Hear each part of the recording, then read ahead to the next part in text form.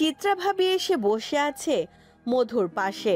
মধু আগেও অনেকদিন ছিল এ বাসায়, থেকেছে। চিত্রা ভাবি কখনো ওর সাথে তেমন আলাপ করতে আসেনি, তাই তাকে এমন আগ্রহ নিয়ে বসে থাকতে দেখে ওর কপাল কুঁচকে এলো। তিন্নির মাথায় হাত বুলিয়ে দেওয়ায় ওর চোখে ঘুম নেমে এসেছিল। উঠে ফ্রেশ হয়ে বসতে দেখে চিত্রা ভাবি এসে বসেছে বিছানায়। তিন্নি রুমে নেই, বাইরে কোথাও হতে পারে। মধু প্রশ্নবিদ্ধ চোখে চেয়ে আছে চিত্রা ভাবির দিকে। তিনি মিষ্টি করে হেসে বলল, কেমন আছো তুমি? ভালো, আপনি কেমন আছেন ভাবি? এই তো ভালোই। তুমি তো আমার যা হয়ে গেলে, কিন্তু ভেবেছিলাম হলে তুমি ফুয়াদ দেবরের বউ হবে, সমুদ্র দেবরের বউ হবে অপ্রত্যাশিত ছিল। মধু দুই হাত শক্ত করে মুঠো করে মাথা নিচু করে আছে। সবার এক কথা শুনে শুনে ওর কান ঝালাপালা হয়ে যাচ্ছে। ও যে বিয়েটা গোপন রাখতে চেয়েছিল, আজ সবটাই সবাই জানে। ওর চোখ টলমল করে উঠল। বারবার সমুদ্রের বউ কথাটা শুনতে ওর বুকে তীরের মতো বিচ্ছে। শব্দ করে না কাঁদলেও ওর চোখ মুখ দেখে স্পষ্ট বোঝা যাচ্ছে যে কোনো সময় কেঁদে উঠবে। কান্না আটকাতে মধু ঠোঁট কামড়ে ধরে আছে। চিত্রা ওর মুখের দিকে চেয়ে তা উপলব্ধি করতে পারল যেন। চিত্রা মধুর হাত ধরে বলল, একটা কথা বলবে মধু?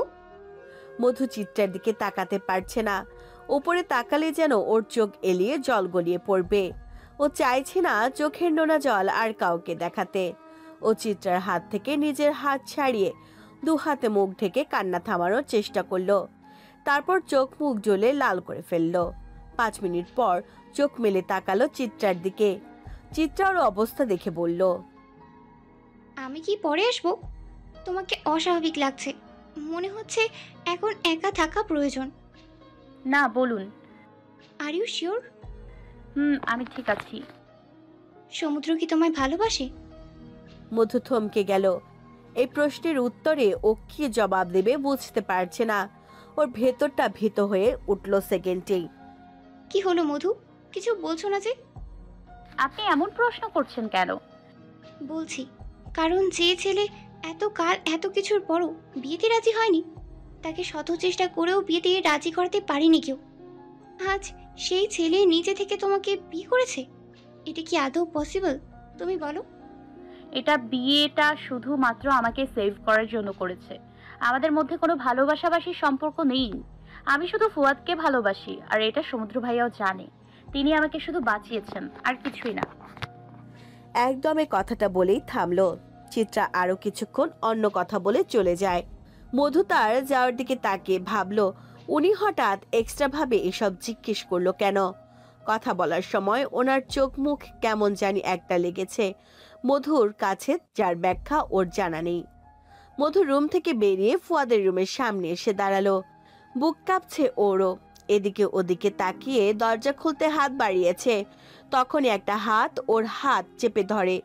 ও চমকে উঠে তাকায় হাতের মালিকের দিকে। দেখে নাফিসা আন্টি দাঁড়িয়ে আছে ওর হাত ধরে। ভয়ে মধুর মুখ সাদা হয়ে ওঠে। ও মাথা নিচু করে ফেলে সঙ্গে সঙ্গে। নাফিসা বেগম বলেন, তুমি এখানে কি করছো? মধু কথা বলতে পারে না, মাথা নিচু করে কাঁপতে থাকে। নাফিসা বেগম মধুকে অভদ্রের মতো কথার উত্তর না দিয়ে দাঁড়িয়ে থাকতে দেখে রাগে তার কপাল কুঁচকে আসে। কি হলো, বেদবের মতো দাঁড়িয়ে আছো কেন কথার উত্তর না দিয়ে? Sorry aunty. কিসের সরি? বলো, ফুয়াদের রুমের সামনে তুমি কি করছো? রাগে নাফিসা বেগমের কণ্ঠ উচ্চ হয়ে উঠল। মধু ভয়ে কান্না করে দিল। ওর চোখ দিয়ে টপ টপ করে অশ্রু ঝরতে লাগলো। সমুদ্র নিচে যাচ্ছিল, তখনই এই দিকটায় নজরে আসে। মায়ের হাতে মধুর এক হাত। মধু কাঁদছে, চোখের জল ফেলছে, আর মা কিছু বলছে রাগি মুখ করে। সমুদ্র তাড়াতাড়ি এগিয়ে এসে দাঁড়ায় দুজনের কাছে। আম্মু, কি হয়েছে? মধু কাঁদছে কেন?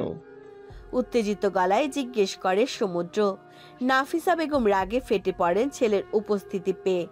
রাগে গমগমে গলায় বলতে লাগলেন, 2 দিনও হয় নাই, বউ এনেই মায়ের কাছে কৈফিয়ত চাইছিস? তোর বউকে কি আমি কষ্ট মেরেছি যে এমন রাগে চিৎকার করে কথা বলছিস আমার সাথে? বলতে বলতে তিনি মধুর হাত ছেড়ে দিলেন। মধুর হাত ঝিম ধরে আছে। এত শক্ত করে ধরেছিল যে হাত লাল হয়ে গেছে। মধু হাত ডলে মা ছেলের মাঝখান থেকে কেটে পড়ে। সমুদ্র বলে, এসব কি বলছো আম্মু? আমি তো শুধু জিজ্ঞেস করেছি, তাও মধুকে কাঁদতে দেখে। আমি কখন বললাম তুমি মধুকে মেরেছ? সরাসরি মুখে না বললেও তোর বলার ধরনে তাই প্রকাশ পেয়েছে। নাফিসা বেগমের কণ্ঠ নরম হয়ে এলো। সমুদ্র মায়ের নরম কণ্ঠ শুনে গলে বলল, সরি আম্মু, আমি আসলে মধুকে কাঁদতে দেখে উত্তেজিত হয়ে পড়েছিলাম। তোমাকে কষ্ট দিয়ে থাকলে আমাকে ক্ষমা করে দিও। তোর বউ আমার ফুয়াদের রুমের সামনে এসে দাঁড়িয়েছিল কেন? তাই আমি ধমক দিয়েছি, ওকে আমার ফুয়াদের রুমের কাছে ঘেঁষতে মানা করবি। অলক্ষী একটা, ওর জন্য আমি আমার ছেলেকে হারিয়েছি। তুইও ওর থেকে দূরে থাকবি, না হলে ও তোকেও আমার কোল ছাড়া করবে। উফ আম্মু, এখানে মধুর কি দোষ তুমি বলো তো? তুমি অযথাই ওকে ভুল বুঝে আছো। না, আমি ঠিকই বুঝেছি, তোরা দুই ভাই বুঝলি না। সমুদ্র হতাশ হয়ে মাকে বোঝানোর বৃথা চেষ্টা বাদ দিল। তাকে সান্ত্বনা দিতে তার সাথে তার রুমে গেল। মিতুল মধুর থেকে কিছুটা দূরে দাঁড়িয়ে ওর দিকে চেয়ে আছে। মধু নিচে নেমে ফাহাদের মুখোমুখি হলো। ফাহাদ ওকে দেখে এক চিৎকার দিল। সকালে যখন এসেছে ফাহাদ ছিল না, এখন ফাহাদ ওকে দেখে চেঁচিয়ে উঠেছে।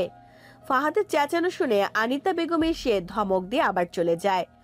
মধুর দিকে তাকিয়ে ফাহাদ বলল, মৌমাছি তুমি, আমার তো বিলিভ হচ্ছে। তুমি কিভাবে? কেমন আছো ফাহাদ? ভালো না, ভাইয়াকে পাওয়া যাচ্ছে না। তুমি কেমন আছো? বলল ফাহাদ। মধু উত্তর না দিয়ে সোফায় বসলো। ফাহাদকে ডেকে বলল, ফাহাদ, মধু তোমার ভাবি হয়ে গেছে জানো?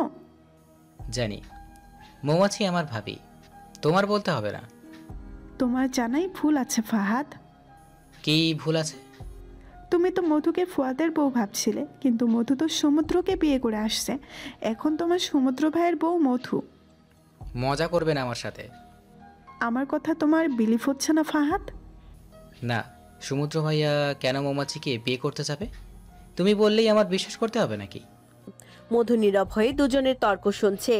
মিতুল ঠাস করে মধুর দিকে তাকিয়ে ওকে ডেকে বলল, মধু তুমি কিছু বলো। ফাহাদ তো আমার কথা বিলিভই করছে না। ওরা সবাই ভাবে আমি মিথ্যাবাদী। আমি কি বলবো, ফাহাদ তো ঠিকই বলেছে। আমার সাথে সমুদ্র ভাইয়ার বিয়ে কেন হবে? মধু মিথ্যা বলছো কেন? আমি কি মিথ্যা বললাম? যেই বিয়ে আমি মানি না সেটা কেন সারা দিন জাহির করে সবাইকে বলতে হবে? আর তার জন্য তো আপনি আছেন আপু। মিতুল রাগে কটমট করে তাকিয়ে আছে মধুর খোঁচা দেওয়া কথা শুনে। ফাহাদ কথার আগাগোড়া কিছুই বুঝতে না পেরে মধুকে জিজ্ঞেস করলো। মধু বলল, তুমি রুমে যাও, ফ্রেশ হও ফাহাদ, একাই জানতে পারবে। ফাহাদ নিজের রুমে চলে গেল। তিন্নি মধুকে প্লেটে করে খাবার এনে দিল। মিতুল ভেংচি কেটে চলে গেল। খেয়ে নে। আমার খিদে নেই। দেখ, লাঞ্চের টাইম অনেক আগে শেষ হয়ে গেছে। তুই ক্লান্ত, তাই ডেকিনি। এখন অন্তত মানা করিস না, খেয়ে নে। আমার খেতে ইচ্ছে করে না। না খেয়ে অসুস্থ হলে কি ভাইয়া চলে আসবে? জানি না। তাহলে কেন না খেয়ে থাকবি? খেয়ে নে। জোর করেই মধুকে খাইয়ে দিল। খাওয়াতে বসলো তিন্নি। অনিচ্ছা সত্ত্বেও বেশি খাওয়া যায় না। মধুও বেশি খেতে পারলো না। কারো ফিসফিস আওয়াজ কানে আসতে মধ্যরাতে মধুর ঘুম ভেঙে গেল। চোখ মেলে ও ড্রিম লাইটের আলোয় কারো ফিসফিস আওয়াজ আসছে শোনার চেষ্টা করলো। ও হাত বাড়িয়ে দেখলো পাশে তিন্নি নেই। ও বিছানায় একা শুয়ে আছে। মধু ধরফড়িয়ে উঠে বসলো। তিন্নি কোথায় গেল? ফোন চেক করলো, 2টা বাজে। এই সময় তিন্নি কোথায়? ওয়াশরুমের লাইটও অফ। তাহলে ও এখনো ফিসফিস আওয়াজ পাচ্ছে। ফ্লোরে পা রেখে মধু উঠে দাঁড়ালো। ফিসফিসানি আওয়াজ আসছে ব্যালকনি থেকে। অবশেষে ধরতে পারলো তিন্নি কি ব্যালকনিতে থেকে কারোর সাথে কথা বলছে। কিন্তু কার সাথে এত রাতে কথা বলছে? মধুর মনে উকি দিল অজানা প্রশ্নটা। ও পা টিপে টিপে এগিয়ে গেল ব্যালকনিতে। বাইরের জোছনার আলোয় ব্যালকনি দিনের মতোই আলোকিত আর রোমাঞ্চিত হয়ে আছে। তিন্নি খুব সাবধানে ফিসফিস করে কথা বলছে কারোর সাথে। কি কথা বলছে বোঝা যাচ্ছে না। মেয়েটা এত আস্তে কথা শিখলো কবে? ভাবছে মধু। তিন্নি, এত রাতে কার সাথে কথা বলছিস? তিন্নি ফোন ফেলে মৃদু চিৎকার করে উঠে দাঁড়ালো। ভয়ে ওর চোখ মুখ আতঙ্কিত হয়ে উঠেছে। যা লক্ষ্য করলো মধু, মধুর মুখে ও ফ্লোরে পড়ে থাকা ফোনের দিকে তাকিয়ে আছে। নিচু হয়ে ফোন ধরতে যাবে, তিন্নি ছো মেরে ফোন নিয়ে নেয়। তারপর ভয়ার্ত কণ্ঠে বলে, তুই ঘুমাসনি? ঘুমিয়েছিলাম, কিন্তু তোর কথায় উঠে গেছি। বললি না কার সাথে কথা বলছিলি লুকিয়ে? ওই আসলে একটা রং নাম্বারে থেকে কল আসছিল, তাই কে হ্যান ত্যান জিজ্ঞেস করছিলাম। মধু কথাটা বিলিভ করতে পারল না। রং নাম্বার থেকে কল আসলেও কেউ এমন মনের সুখে ব্যালকনিতে বসে রসের আলাপ করে? তুই আমাকে মিথ্যে বলছিস তিন্নি, আমার থেকেও কথা লুকিয়ে রাখিস।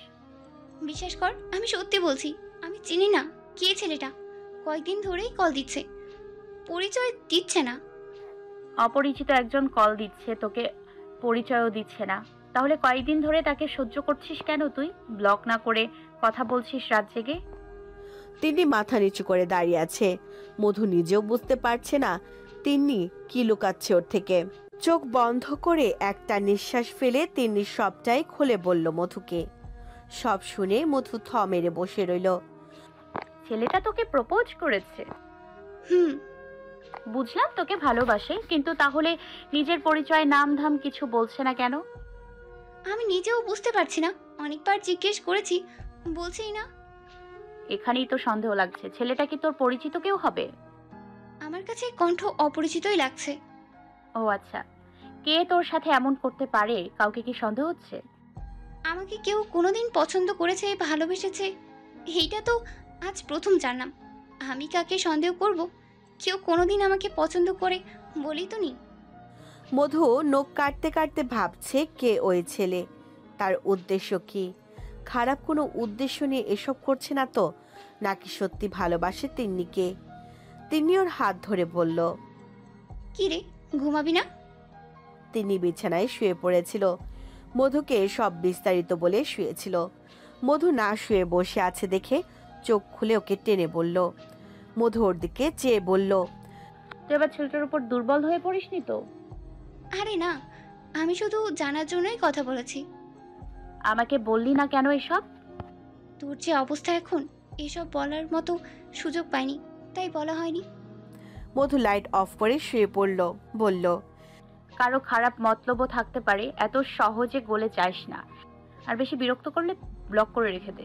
ব্লক না করে রেখেছি নাকি? নিত্য নতুন নাম্বার দিয়ে কল দেয়। ও এখন এসব ভেবে মাথা ব্যথা করিস না, ঘুমা। হুম। কেবলই ঘুম ধরবে এমন সময় দরজায় ধূপধাপ শব্দ করে কেউ ধাক্কা দিয়ে উঠল। মধু চমকে লাফ দিয়ে উঠে বসল। এত রাতে দরজা ধাক্কায় কে? তিন্নির দিকে তাকিয়ে কিছু বলতে যাবে, দেখে মেয়েটা ঘুমে কাদা হয়ে গেছে। ও তিন্নিকে ডাকতে গিয়েও থেমে নিজেই দরজার কাছে এসে দাঁড়ায়। দরজার সাথে কান লাগিয়ে শুনে বাইরে থেকে সমুদ্রের আওয়াজ ভেসে আসছে। মধু দরজা খুলে দেয়। আসলে সমুদ্র দাঁড়িয়ে আছে। মধু সমুদ্রের দিকে প্রশ্নাত্মক চোখে চেয়ে বলল, আপনি এই সময়? সরি মধু, এত রাতে বিরক্ত করার জন্য, কিন্তু এছাড়া আর কোনো উপায় ছিল না। কিছু কি হয়েছে? আপনাকে এত অস্থির লাগছে কেন? আমার সাথে চলো। কোথায় যাব এত রাতে? অবাক কণ্ঠে বলে মধু। আসলে তোমার আম্মু খুব অসুস্থ, হসপিটালে অ্যাডমিট করেছে। তোমাকে নিয়ে যেতে বলেছে তোমার বাবা। থপ করে ফ্লোরে বসে পড়ে মধু। মায়ের শরীর খারাপ? এত রাতে ওকে নিয়ে যেতে বলছে মানে তো মায়ের শরীর অনেক বেশি খারাপ। ও কিচ্ছু জানতো না, বাসার কেউ জানতে পারলো না এত রাতে দুজন মানুষ কোথায় গেল। সকালে ঘুম ভেঙে তিন্নি দেখলো ওর পাশে মধু নেই। ও আড়মোড়া ভেঙে উঠে বসলো। মধু গেল কোথায়? বাথরুমেও নেই। এত ভোরে তো মধু ওঠে না, গেল কোথায়? নিচে নেমেও মধুকে পেল না। সময় বাড়তেই জানা গেল মধু ও সমুদ্র দুজনের কেউই বাসায় নেই। দুজনে ভোর সকালে কাউকে কিছু না জানিয়ে কোথায় গেল। সবাই সমুদ্রের নাম্বারে অনবরত কল দিতে লাগলো। আর মধুর ফোনটা বালিশের নিচেই পাওয়া গেছে। ও ফোন নিয়ে যায়নি। তিন্নি ভাবছে মধু তো কখনো ফোন হাত ছাড়া করে না, আজ এমন কোথায় গেল যে ফোনটা পর্যন্ত নিতে পারেনি। আর কখন গেল ও একটু টেরও পেল না। সবাই রেগে আছে সমুদ্র ও মধুর ওপর, এভাবে কাউকে কিছু না জানিয়ে লাপাত্তা হওয়ার জন্য। আর তিন্নির দুশ্চিন্তায় আছে মধু এমন বেখালি হয়ে কোথায় গেল। নাফিসা বেগম রাগে গজগজ করতে করতে সোফা এসে বসে পান বানিয়ে মুখে দিল। মিতুল এসে তার পাশে বসে বলল, আন্টি এত চিন্তা করছেন কেন? নতুন কাপড় ওরা, এক্ষুনি তো ঘোরাঘুরি করবে। মনে হয় দুজনে কোথাও ঘুরতে গিয়েছে। আমার এক ছেলে নিরুদ্দেশ, তার শোকেশ সবাই কাতর, আর সেখানে আমার ছেলের বউ নিয়ে ঘুরতে গেছে। এখানে তো দোষ সমুদ্রের না আন্টি, সব দোষ ওই মধুর। আমার মনে হয় ওই জোর করে সমুদ্রকে নিয়ে গেছে। সমুদ্র কি ফুয়াদের নিখোঁজের সময় এমন ঘুরতে যেতে পারে বলেন? ওই মধুর শয়তান। নাফিসা বেগম মধুর উপর আরো রেগে বোম হয়ে গেল। মিতুল নাফিসা বেগমের মুখের ভঙ্গি দেখে মনে মনে শয়তানি হাসি হাসলো। মধুকে ও এত সহজে সুখের মুখ দেখতে দিবে না। অনেক জ্বালিয়েছে, এখনো কথায় কথায় অপমান করে। সমুদ্র বিয়ে করেও ও সুখী হতে পারবে না, আমি সুখী হতে দেব না। আন্টির মনে এমন বিষ ঢুকিয়ে দেব, ওর মুখটাও দেখলে রেগে যাবেন উনি। সারাদিন পেরিয়ে গেল, সমুদ্র ও মধুর কোনো খোঁজ খবর নেই। কোনোভাবেই কন্ট্যাক্ট করা যাচ্ছে না। নাফিসা বেগম তো মধুকে দোষারোপ করে যাচ্ছে শুধু। তিন্নি চাচির এমন কথায় রাগ লাগছে, কিন্তু কিছু বলতে পারছে না। মধু আর ভাইয়া নিজের সম্মতিতে গিয়েছে। যেখানে যাওয়ার চাচি শুধু মধুকে বকাঝকা করছে, যেটা ওর ভালো লাগছে না। মিতুলের কটু কথা শুনে আরও রাগে গজগজ করে উপরে চলে যায়। এসব সহ্য হচ্ছে না ওর। রুমে এসে দেখে ওর নাম্বারে সেই রং নাম্বার থেকে আবার কল আসছে। ও কল কেটে দেয়, কিন্তু নাছোড়বান্দা ছেলেটা কল দিয়ে যাচ্ছে। বিরক্ত হয়ে কল রিসিভ করে। হ্যালো, সমস্যা কি? ফোন ধরছো না কেন? ধরছি না দেখতেই পাচ্ছেন, তাহলে কল দিচ্ছেন কেন? তুমি না ধরলে কল দেব না কবে বলেছি? উল্টো না ধরলে আরো বেশি দেব। কল দিলে আপনার লাভ কি বলেন তো? মানুষকে বিরক্ত করে কি মজা পান? অনেক লাভ আছে, লাভ ছাড়া তো আর কল দিচ্ছে না। তিন্নি রাগের মন চাচ্ছে ফোনটা এক আছাড় মেরে ভেঙে ফেলতে। কেমন মুখে মুখে তর্ক করছে। এত নির্লজ্জ ছেলে ও দুটো দেখেছে কিনা জানা নেই। কি লাভ আছে? আপনার কথা শুনছি, রাগ দেখছি, এটাই তো আমার লাভ। তিন্নি আর ন্যাকামি সহ্য করতে পারল না, কল কেটে দিল। আর কল না দিল ও বাঁচে। আর কলও আসলো না। শান্তির নিঃশ্বাস ফেলে মধুর ফোন থেকে সমুদ্রের নাম্বারে কল দিল। তিনি ফোন রেখে উঠে দাঁড়াতে দেখতে পেল মিতুল ওর দরজার সামনে দাঁড়িয়ে আছে। ও আশ্চর্য গলায় বলল, আপনি ওখানে কি করছেন? দেখছি কি করস, আসতে পারি? আসেন। দেখি, এটা না মধুর ফোন, এখানে কেন? মধু তো ফোনটা ফেলেই গেছে। ও, সবাই ডিস্টার্ব করবে তাই হয়তো ফেলে গেছে ইচ্ছা করে, যাতে ওদেরকেও ডিস্টার্ব করতে না পারে। আমার ফ্রেন্ডকে আমি ভালোই চিনি, আপনার বলে চিনাতে হবে না। এবার আমার রুম থেকে যেতে পারেন। বেহায়া মিতুল তাও গেল না, নির্লজ্জের মতো বসেই রইল। তিন্নি রাগে ফোনে মনোযোগ দিল, আর মিতুল রসিয়ে রসিয়ে বলল, তিন্নি, তোমার বান্ধবীকে নিজের রুমে রেখেছিলে কেন? হাজব্যান্ড ওয়াইফ এখন আলাদা থাকে নাকি? এই জন্যই মনে হয় দুজনে মিলে কোথাও গেছে। তুমি তো ওদের মাঝে কাটা হয়েছিলে। রাগে তিন্নি শ্যামবর্ণ মুখটা ভয়ঙ্কর হয়ে উঠল। আপনাকে আমি যেতে বলেছি না? বেহায়ের মতো এখন বসে আছেন কেন? মিতুল নিজেও রেগে গেল। এই মেয়েটা সব সময় ওর সাথে বাজে বিহেভ করে। মধুর সাথে থেকে থেকে মেয়েটা ভারী বেয়াদব হয়েছে। তিন্নি, আমি তোমার বড় এবং এই বাড়ির ভবিষ্যৎ বউ। আমাকে সম্মান দিয়ে কথা বলবে। আপনি নিজের সম্মান নিজে বজায় রেখে চলুন, তাহলেই সম্মান পাবেন। অসম্মানিত হওয়ার মতো কাজ করে সম্মান চাইবেন না, যে কখনো সম্মান পাওয়া যায় না। কি বলতে চাইছো? ওই বেয়াদব মেয়েটার সাথে থেকে তুমিও বেয়াদব হয়ে গেছো। হ্যাঁ হয়েছি, আমি বেয়াদবই ভালো। তাও আপনার মতো নির্লজ্জর মতো অন্যের বাসায় পড়ে থাকি। তুমি আমাকে থাকার খোটা দিলে। বিস্মিত কণ্ঠে বলল। অপমানে মিতুলের মুখটা লাল হয়ে উঠেছে। তিন্নি বলল, হ্যাঁ ঠিকই তো বলছি। আমার বাড়ি থাকছেন, আমার বাড়ির খাচ্ছেন, আমাকেই বেয়াদব বলবেন? আমি মেনে নেব? অসম্ভব। তিন্নির কথায় নিভল মিতুল। তিন্নি যদি ওর নামে বিচার দেয় কাউকে, তাহলে তো সর্বনাশ হবে। ও তিন্নির হাত ধরে বলল, সরি, আমার ভুল হয়ে গেছে। তিন্নি ঝামটা মেরে হাত ছাড়িয়ে বলল, আমাকে কোন সাহসে বেয়াদব বললেন? আমার বাসায় আমার রুমে এসে আমাকেই বেয়াদব বললেন? আমাকে ক্ষমা করে দাও, আমি ভুলে বলেছি। আসলে মধুর জন্য আমি তোমাকে বলতে চাইনি। আমার বন্ধু মধু, ওকে আর কখনো বাজে কথা বলবেন না। চাচিকে তো অনেক কান পড়া দিয়েছেন, এবার দয়া করে নিজের বাড়ি যান। অনেক তো অন্যের কানে বিষ দিলেন, এবার অন্তত রেহাই দিন। মিতুল মনে মনে রেগে আগুন হলেও সামনে কিছু বলতে পারল না। কারোর চোখে এই মুহূর্তে খারাপ হতে চাইছে না। ওর উদ্দেশ্য সবার চোখে খারাপ বানানো মধুকে। নিজের একটু ভুলের জন্য সব প্ল্যান ভেস্তে দিতে পারবে না। মিতুল সামনে শান্ত থাকার চেষ্টা করলেও ভেতরে ভেতর আগুন হয়ে আছে। ওভাবেই বেরিয়ে গেল রুম থেকে। মধু মায়ের কেবিনে অনেক সময় বসেছিল। আসার পর থেকে মায়ের কাছে বসেছিল। সানজিদা বেগম এর হাতে স্যালাইন লাগানো। কয়েকদিন ধরে একেবারে খাওয়া দাওয়া না করার জন্য দুর্বলতায় অজ্ঞান হয়ে গেছিল। তারপর তাকে হসপিটালে অ্যাডমিট করা হয়েছে।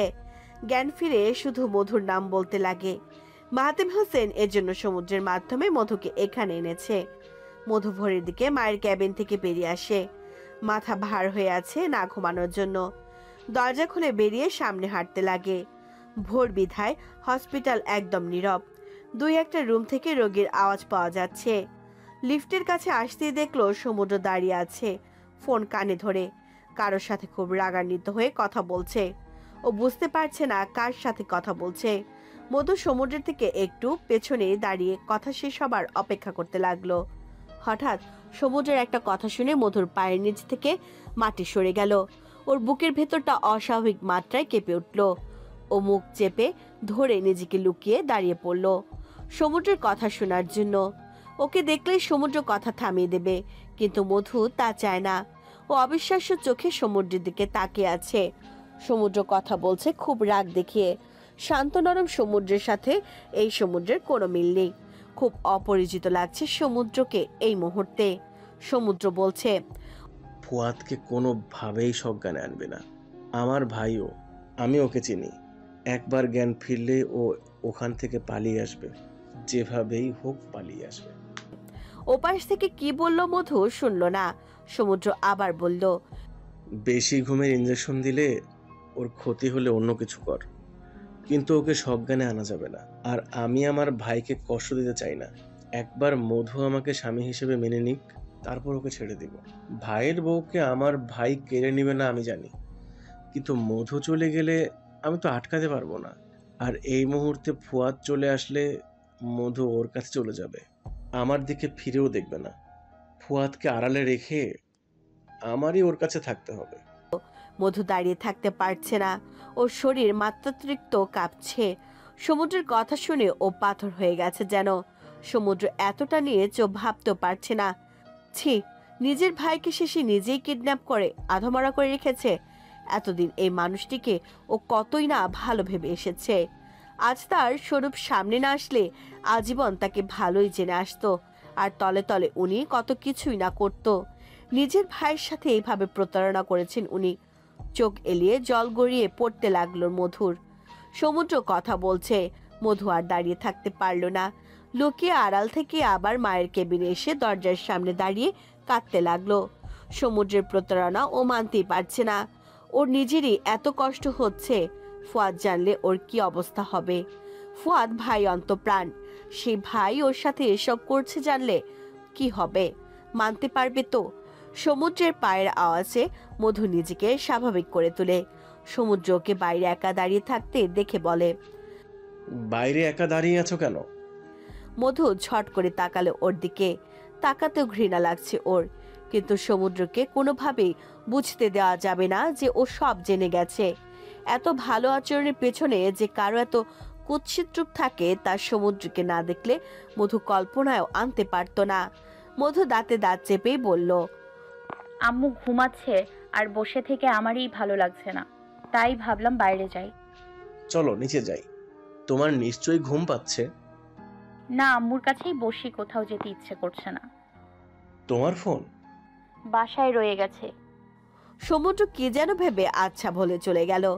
কিছুক্ষণ পর খাবার নিয়ে হাজির হলো, সাথে মাহাতিম হোসেনও এসেছে। মধু আজকে বাবা আর সমুদ্রের গলাগলি ভাব দেখে মোটেও বিচলিত হলো না। খুব ভালোভাবে এখন বুঝতে পারছে দুজনের এত ভাব হওয়ার কারণ। কিন্তু মধুর মাথা একটা কথাই ঢুকছে না। সমুদ্র আর ফুয়াদ দুজনেই তো ভাই। তার বাবা ফুয়াদকে এত অপছন্দ করে আর সমুদ্রকে এত পছন্দই বা কিভাবে করে? এই একটা ব্যাপার ওর মাথায় কোনোভাবেই আসছে না। সমুদ্রের চেয়ে ফুয়াদ অনেক বেশি পারফেক্ট, দায়িত্বশীল একজন মানুষ। সেদিকে সমুদ্র বখাটে টাইপের, নেশা করে, পার্টি করে, কিন্তু ফুয়াদের কোনো বাজে নেশা নেই। বাবা ফুয়াদকে পছন্দ করছে না, কিন্তু সমুদ্রের মতো ছেলেকে কি দেখে এত পছন্দ করলো? শাফিনের সাথে বাবা টাকার জন্য ওকে বিয়ে দিতে চেয়েছিল। বাবার কম টাকা পয়সা নেই, অসৎ উপায়ে অনেক টাকার মালিক হয়েছেন, কিন্তু সমুদ্র নিজেই পরিবারের উপর নির্ভরশীল। তাকে কি দেখে বাবা পছন্দ করলো? মধুর মাথা ধরে যাচ্ছে, যতই চিন্তা ভাবনা করছে কোনো কিনারা করতে পারছে না। দুপুরের পর নার্স সহ সানজিদা বেগমকে বাসায় নিয়ে যাওয়া হলো। মধু আর সমুদ্র গেল সাথে। সমুদ্রের ফোন বন্ধ হয়ে গিয়েছিল। মধুদের বাসায় গিয়ে চার্জি বসিয়ে কোথায় যেন চলে যায়। বাসায় এসে মধু এসব নিয়েই চিন্তা ভাবনা করে কাটালো। এই কথা ও কারোর সাথে শেয়ার করবে? তিন্নিকে বললে কোনোদিনও বিলিভ করবে না। ভাইদের প্রতি যে অনেক ভালোবাসা ওদের সবার। ফুয়াদ সমুদ্র দুজনই ওদের কলেজার ভাই। মধু সারাদিন মনমরা হয়ে কাটালো। কিভাবে ফুয়াদকে খুঁজে পাবে? সমুদ্রের কাছে থেকে কিভাবে জানবে ফুয়াদকে কোথায় আটকে রেখেছে? একটা মেয়ের জন্য নিজের ভাইকে বন্দি করে রাখছে। এমন ভাই কারো না হোক। সমুদ্রকে দেখলেই মধুর এখন শুধু রাগ ওঠে। নিজেকে কন্ট্রোল করছে খুব কষ্টে। সন্ধ্যার পর সমুদ্রের সাথে বাসার উদ্দেশ্যে রওনা হয়। সমুদ্র ফোন ওপেন করতেই বাসা থেকে অজস্র কল আসতে শুরু করে। মধু গাড়িতে বসে খেয়াল করে সমুদ্রের হাতে হসপিটালে ফুয়াদকে নিয়ে কথা বলার সময় অন্য একটা ফোন দেখেছিল। ওই ফোনটা আগে কখনো সমুদ্রের কাছে দেখেনি, আজকেই ফার্স্ট। ওই ফোনটা কোনোভাবে হাতে নিতে পারলে অনেক কিছু বের করতে পারবে মধু। এখন ওর একটাই উদ্দেশ্য, ওই ফোনটা খোঁজ করা। মধু সমুদ্রের কথা বলা দেখছে। বাসার সবাই যে রেগে বোম হয়ে আছে সমুদ্রের কথা বলার ধরনই বলে দিচ্ছে। মধু সমুদ্রের ভালো মানুষই দেখতে পারছে না, কটমট করে চেয়ে কথা গিলছে। বাসায় পৌঁছতেই নানান ঝড়ের মুখোমুখি হতে হলো দুজনকে। নাফিসা বেগম সমুদ্রকে ঠাস করে থাপ্পড় মারলেন প্রথমে, তারপর কড়া কথা বলতে লাগলেন। মধু থাপ্পড় দিতে দেখে মনে মনে বেজায় খুশি হলো। এত কিছু জানার পরও কিছু করতে পারছে না, আর ও বললেও ওর কথা কেউই বিলিভ করবে না। নাফিস আন্টি যখন জানবেন ওনার এক ছেলে নিরুদ্দেশ হওয়ার পেছনে আরেক ছেলে আছে, তখন ওনার কি অবস্থা হবে? রুমে আসতেই তিন্নি বলল, কোথায় ছিলি তোরা? সত্যি আন্টি অসুস্থ হয়েছিল নাকি দুজনেই ঘুরতে গিয়েছিলি? কার সাথে ঘুরতে যাব? আম্মু খুব অসুস্থ হয়ে পড়েছিল, তাই গিয়েছিলাম। জানিয়ে যাবি তো? খেয়াল ছিল না, মায়ের খবরটা শোনার পর আর কোনো দিকে খেয়াল ছিল না। আচ্ছা, আন্টি এখন কেমন আছে? মোটামুটি স্লাইন চলছে, কথাও বলতে পারেনি, এতটা দুর্বল হয়ে গেছে। চিন্তা করিস না, আন্টি দ্রুত সুস্থ হয়ে যাবে। মধু মাথা নাড়িয়ে চুপ করে বসে আছে।